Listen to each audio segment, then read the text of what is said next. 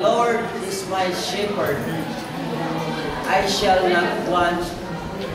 He maketh me to lie down in green pastures. He leadeth me beside the still waters. He restored my soul. He leadeth me in the path of righteousness for his name's sake. Yea, though I walk through the valley of shadow of death, I will fear no evil.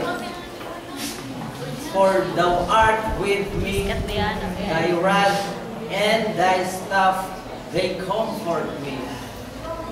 Thou preparest a table before me in the presence of mine enemies. Thou anointed my head with oil, my cup runneth over.